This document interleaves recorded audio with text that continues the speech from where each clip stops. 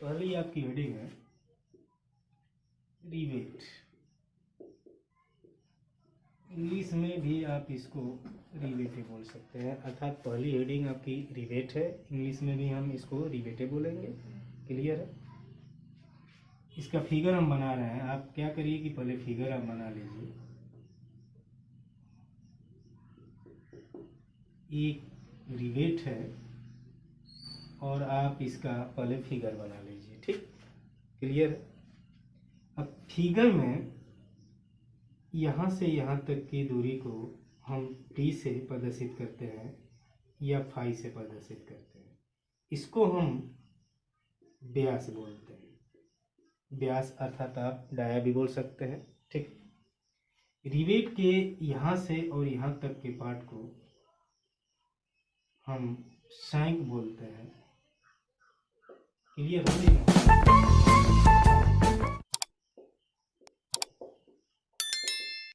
इसको आप टेल बोल सकते हैं या इसको हम पूंछ भी बोल सकते हैं। मतलब क्लियर हो गया कि ये जो रिवेट है, रिवेट के यहाँ से यहाँ तक के पार्ट को हम सैंग, ठीक है, या टेल, हिंदी में आप इसको सैंग या पूंछ कहिए। ठीक, रिवेट के ऊपर वाले भाग को हम हेड बोलते हैं, हेड, या इसको हम शीर्ष बोल सकते हैं या सिर बोल सकते हैं। तो अब तो इतना हो क्लियर हो गया कि रिवेट है, रिवेट के यहाँ से यहाँ तक के पार्ट को हम शैंक बोलेंगे और ऊपर वाले पार्ट को हम हेड बोलेंगे। ये तो क्लियर है। ओके, आगे चलते हैं। अब बात आती है कि रिवेट को परिभाषित कैसे किया जाता है। अगर आपसे कोई पूछ दे कि रिवेट को परिभाषित कैसे करना है, रिवेट को परिभाषित करना है, तो हम क्या लिख सकते हैं रिवेट के बारे में, 4-5 जो वाक्य हैं वो बता दीजिए। अर्थात इतना तो हम जान गए कि रिवेट के 2 पार्ट होते हैं, एक ऊपर वाले भाग को हम शीर्ष बोलते हैं और शेष भाग को हम शैंक बोलते हैं। ठीक है, लेकिन इसको परिभाषित कैसे किया जाता है, तो चलिए आप लोग लिखिए इसको परिभाषित कैसे किया जाता है और आप क्या लिख सकते हैं इसकी परिभाषा में। देखिए, सबसे पहले आप हेडिंग डालेंगे रिवेट और रिवेट के बारे में आप लिखेंगे। रिवेट के बारे में लिखने से पहले हम कुछ बातें बता दें। परिभाषा के लिए सिर्फ आप क्या लिख सकते हैं कि एक रिवेट ये है, और परिभाषा में आप लिख सकते हैं कि रिवेट एक संरचनात्मक इस्पात की रिवेट। अब हम तो देखिए, अभी हम बताए हैं कि रिवेट का परिभाषा यानी रिवेट को परिभाषित कैसे किया जाता है। तो देखिए, एक छोटा सा हम परिभाषा लिखे हुए हैं। आप जब जान गए हैं कि रिवेट के 2 भाग होते हैं, एक आपका शैंक और एक हेड होता है, ठीक है, तो बस आपको शैंक और हेड के बारे में लिखना है, लेकिन कुछ इसमें पॉइंट भी लिखने हैं। जैसे परिभाषा में हम स्टार्टिंग में लिखे हुए हैं रिवेट एक संरचनात्मक इस्पात की बनी हुई छड़ होती है। मतलब संरचनात्मक क्या है कि 2 या 2 से अधिक अवयवों से मिलकर एक इस्पात बनाई जाती है, जिसे हम संरचनात्मक इस्पात बोलते हैं। ठीक है, तो आप सिंपल से लिख सकते हैं कि रिवेट एक संरचनात्मक इस्पात की बनी हुई छड़ होती है। दोस्तों, हम छड़ का उदाहरण इसलिए दिए हुए हैं, यानी छड़ इसमें हम इसलिए लिखे हुए हैं क्योंकि रिवेट की लंबाई होती है, इसलिए हम इसको क्षण दिए हुए हैं। क्षण का आप क्षण ही लिख सकते हैं और कुछ नहीं लिखिएगा। ठीक है, आप लिख सकते हैं रिवेट एक संरचनात्मक इस्पात की बनी हुई छड़ होती है जिसका एक भाग हेड। आप इसको लिख सकते हैं कि जिसका एक भाग हेड तथा शेष भाग को शैंक बोलते हैं। अगर देखिए परिभाषा 9 भी याद हो रहा है, अगर आपसे पूछ दे कि रिवेट को परिभाषित करिए, तो आप सीधे सीधे लिख सकते हैं कि रिवेट एक ऐसा क्षण होता है जिसका एक भाग हेड तथा शेष भाग को हम शैंक भी बोल सकते हैं। एकदम सिंपल सा एक लाइन में आप परिभाषा लिख सकते हैं। अगर विस्तार से आप लिखना चाहें तो जो मैं परिभाषा लिखा हूँ ये परिभाषा आप लिखेंगे कि रिवेट एक संरचनात्मक इस्पात की बनी हुई छड़ होती है जिसका एक भाग हेड तथा शेष भाग को शैंक बोलते हैं। ठीक, दूसरे पैराग्राफ में आप आएंगे तो दूसरे पैराग्राफ में आप लिख सकते हैं कि रिवेट का व्यास उसके सैंक के व्यास के अनुसार मापा जाता है। रिवेट लगाने के बाद उसके दूसरे सिरे को भी हेड बना दिया जाता है। अर्थात हमारा कहने का मतलब है कि जब भी हम रिवेट की अगर हम बात करें तो देखिए ये आपका रिवेट है। तो रिवेट के दो व्यास होते हैं, एक आपका ये सैंक का व्यास और दूसर का होता है हेड, यानी हेड का व्यास। तो यहाँ पे हम रिवेट का जब भी व्यास मापते हैं तो हेड के व्यास को नहीं लेते हैं, बल्कि हम लेते हैं सैंक के व्यास को। तो यही चीज़ हम यहाँ पे लिखे हुए हैं कि रिवेट का व्यास जब भी हम मापेंगे तो उसके सैंक के व्यास के अनुसार मापा जाता है। अर्थात इसको एक वाक्य में आप लिख सकते हैं कि रिवेट का व्यास उसके सैंक के व्यास के अनुसार मापा जाता है। इसके बाद जब दो प्लेटों को हम जोड़ते हैं रिवेट द्वारा, अगर हम दो प्लेटों को जोड़ते हैं तो एक तो ऑलरेडी पहले ही हेड होता ही है, लेकिन दूसरे सिरे को भी हम हेड बना देते हैं ताकि प्लेट एक दूसरे से निकले नहीं, अर्थात बाहर ना होके। ठीक है, तो इसको आप लिख सकते हैं कि रिवेट लगाने के बाद इसके दूसरे सिरे को भी हेड बना दिया जाता है। हैमर के द्वारा भी और मशीन के द्वारा भी बनाया जाता है। तो अब तो ये क्लियर हो गया कि रिवेट किसे कहते हैं, रिवेट के कितने पार्ट होते हैं। ठीक है, ओके। अब हम आगे हेडिंग के बारे में चल रहे हैं। अब दूसरी हेडिंग आपकी है रिवेट का व्यास। देखिए रिवेट के व्यास दो होते हैं, एक होता है सामान्य व्यास और दूसरा होता है सकल व्यास। अर्थात हम अब दूसरे हेडिंग के बारे में चल रहे हैं। दूसरा हेडिंग है रिवेट का व्यास। ठीक है, तो रिवेट का व्यास दो होता है, एक होता है सामान्य व्यास, इसको हम कैपिटल डी से प्रदर्शित करेंगे, और एक होता है सकल व्यास, इसको हम स्मॉल डी से प्रदर्शित करेंगे। देखिए यहाँ पे जो स्मॉल डी और कैपिटल डी है हर चैप्टर में, हर किताब में अलग अलग होता है। ठीक है, आप सामान्य व्यास सकल व्यास को स्मॉल डी से प्रदर्शित करिएगा। ठीक है, कहीं कहीं इसको 5 से, इसको 5 से भी प्रदर्शित किया गया है। ठीक है, तो आप सीधे सीधे कैपिटल डी और स्मॉल डी का प्रयोग करिएगा। ठीक, अब सामान्य व्यास क्या होता है और सकल व्यास क्या होता है, इसके बारे में हम आपको बताएंगे कि सामान्य व्यास और सकल व्यास क्या होता है इंग्लिश में दोस्तों। ठीक है, सामान्य व्यास के हमन का नॉर्मल बोलल जाला। ठीक है, और एक के हमन का ग्रास बोलल जाए। ठीक है, ओके, आगे चलते हैं। सबसे पहले आप जानिए कि सामान्य व्यास क्या होता है। सामान्य व्यास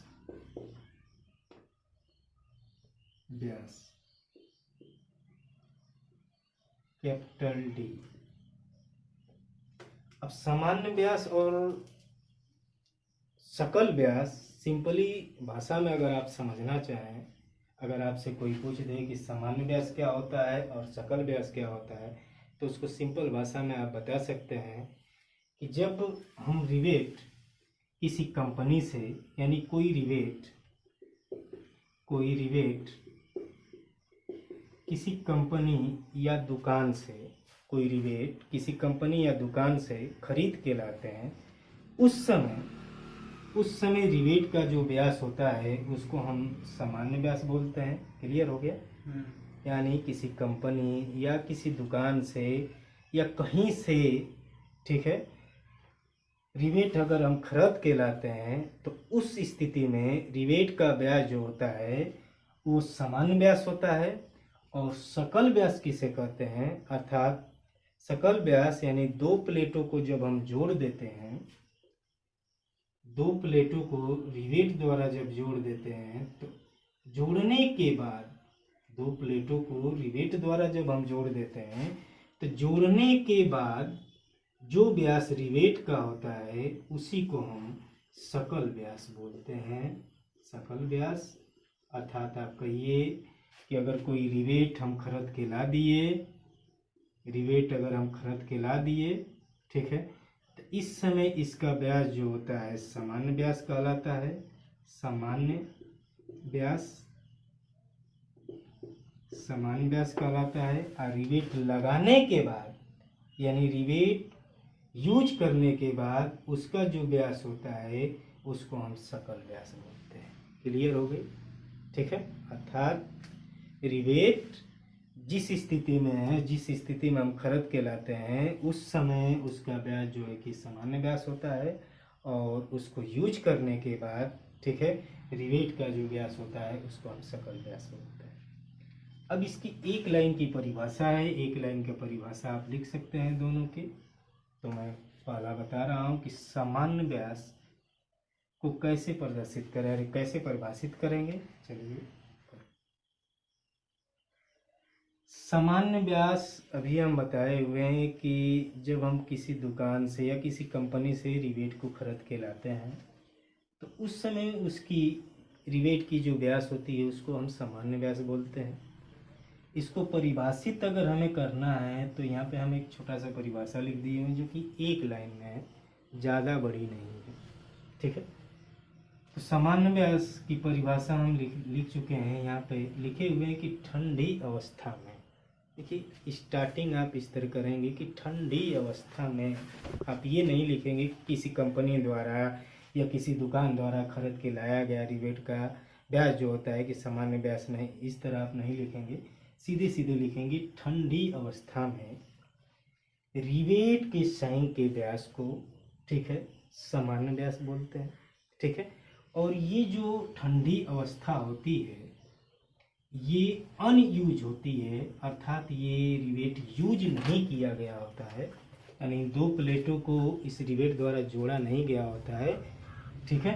अर्थात ये ठंडी अवस्था में यानी रिवेट कहीं रखा हुआ है, इसको यूज नहीं किया गया है, केवल रखा गया है, तो उस समय रिवेट का जो व्यास होता है वो सामान्य व्यास होता है। आप परिभाषा सिंपल सा लिख सकते हैं कि ठंडी अवस्था में रिवेट के साइन के व्यास को सामान्य व्यास बोलते हैं। इसे हम डी से प्रदर्शित करते हैं, या आप डी से भी प्रदर्शित कर सकते हैं, या फाई से भी आप प्रदर्शित कर सकते हैं, कोई दिक्कत नहीं है। हर किताब में अलग अलग दिया हुआ है, आप डी से ही प्रदर्शित करें, बहुत बढ़िया है। यह निम्न माप के होते हैं। ठीक है।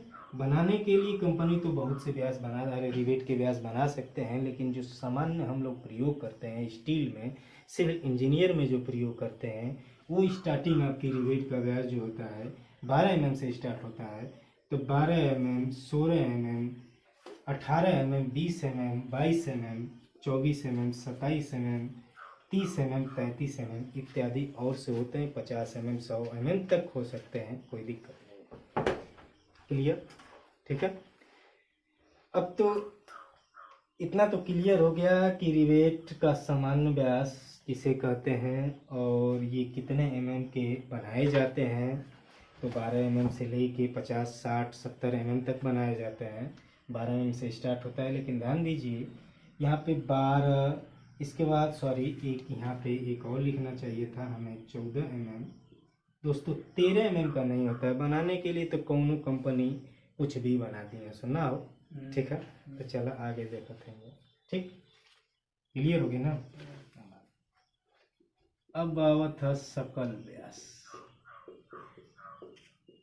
सकल व्यास जो कि हम इसको स्मॉल डी से प्रदर्शित करते हैं। सामान्य व्यास की परिभाषा तो आप जान चुके। ठीक है। अब बात रही सकल व्यास की। सकल व्यास किसे कहते हैं और किस स्थिति में उसको सकल व्यास बोला जाता है।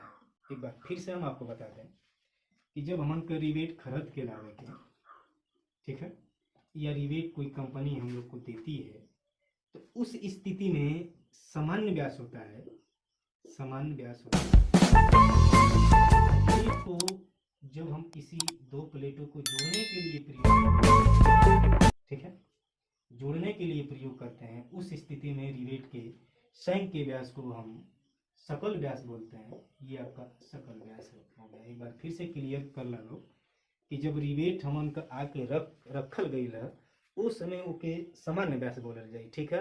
आ जब एक हमन के दो प्लेट के जोड़े खातिर प्रयोग करल जाई वो समय के व्यास के हम उनका सकल व्यास बोलेंगे। अब एक परिभाषित कैसे कर लेबा, तो सिंपल सा परिभाषा है, क्लियर है। अब देखिए दूसरी हेडिंग है आपकी सकल व्यास, ठीक है। अब सकल व्यास किसे बोलते हैं या इसको कैसे परिभाषित करेंगे, तो सिंपल सा किसी जोड़ में, यहाँ पे हम परिभाषा लिख चुके हैं। देखिए एक परिभाषा ये लिखे हुए हैं, ऊपर वाला एक परिभाषा ये हुआ है, और एक ठीक छोटा सा परिभाषा ये है। आप दोनों परिभाषित कर सकते हैं कि सकल व्यास का ये भी आप परिभाषा लिख सकते हैं, ये भी परिभाषा लिख सकते हैं, कोई दिक्कत नहीं है, ठीक है, क्लियर है। आगे चलते हैं। तो परिभाषा हम लिखे हुए हैं कि किसी जोड़ में यानी रिवेट के देखिए दो जोड़ होते हैं, थोड़ा सा हम बता दें, आगे हम लोग पढ़ेंगे कि रिवेट के कितने जोड़ होते हैं। तो किसी जोड़ में दो जोड़ होते हैं, एक आपका लैप जोड़ होता है और एक आपका बट जोड़ होता है। तो कोई भी जोड़ है उससे हमसे कोई मतलब नहीं है, ठीक है। किसी जोड़ में चाहे लैप जोड़ हो चाहे बट जोड़ है, किसी जोड़ में जो रिवेट, किसी जोड़ में, ठीक है, रिवेट लगाने के बाद, ठीक है, किसी जोड़ में रिवेट लगाने के बाद रिवेट के साइन के व्यास को सकल व्यास बोलते हैं, यानी एक लाइन की परिभाषा है, ठीक है, कि किसी जोड़ में रिवेट लगाने के बाद रिवेट के साइन के व्यास को सकल व्यास बोलते हैं। इसे हम डी से प्रदर्शित करते हैं। अगर स्टार्टिंग आपको नहीं समझ में आ रहा है कि किसी जोड़ हम नहीं लिख पाएंगे, तो सीधे सीधे आप ये भी लिख सकते हैं कि रिवेट लगाने के बाद रिवेट के साइन के व्यास को सकल व्यास बोलते हैं। इसे हम स्मॉल डी से प्रदर्शित करते हैं। या एक छोटा सा और परिभाषा है कि रिवेट लगाने के बाद प्लेट के छिद्र के व्यास को सकल व्यास कहते हैं, इसे स्मॉल डी से प्रदर्शित करते हैं। अब प्लेट के छिद्र के व्यास को भी आप सकल व्यास बोल सकते हैं रिवेट का। क्लियर हो गया, ठीक है। अब हम ये पढ़ेंगे कि रिवेट का जो सकल व्यास है सामान्य व्यास से कितना mm अधिका होता है, ठीक है, अर्थात प्लेट में जब हम रिवेट लगाते हैं तो कितना mm अधिक छिद्र करते हैं, ये चीज हम पढ़ेंगे, ठीक। मान लीजिए एक छोटा सा हम उदाहरण लेके चलें, जैसे में एक हम रिवेट लिए जिसका सामान्य व्यास 16 mm है।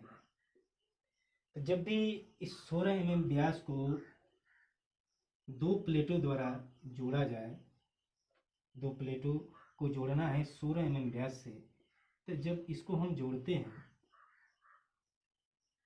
तो प्लेट का जो छिद्र होता है थोड़ा सा अधिक बढ़ा के करते हैं। जैसे मान लीजिए ये प्लेट है, ठीक है, तो 16 mm व्यास के लिए हम क्या करते हैं कि जब प्लेट में छिद्र करते हैं तो 16 mm ना करके थोड़ा सा बढ़ा देते हैं। और जितना हम बढ़ा देते हैं तो पूरे के व्यास को ही हम सकल व्यास बोलते हैं, यानी जितना बढ़ता है उसी को हम सकल व्यास बोलते हैं, और इसको तो हम सामान्य व्यास बोलेंगे। अब कितना बढ़ाया जाता है ये चीज़ आप समझिए, ठीक है। तो बढ़ेला कितना एक ही तनी समझ लेंगे। पहला पॉइंट है कि अगर 25 mm से कम समान व्यास रही, समान व्यास के लिए अगर 25 mm से कम समान व्यास रही तो सकल व्यास इक्वल टू होता है समान व्यास प्लस 1.5 mm और ही बढ़ा देवल जाला। अब तक क्लियर हो गई। दूसर का कहा कि 25 mm से अधिक रहेगा, 25 mm से अधिक समान व्यास के लिए, 25 mm से अधिक समान व्यास के लिए सकल व्यास कितना हो जाइए, सामान्य व्यास प्लस 2 mm और ही बढ़ा दे। अब तक क्लियर हो गई।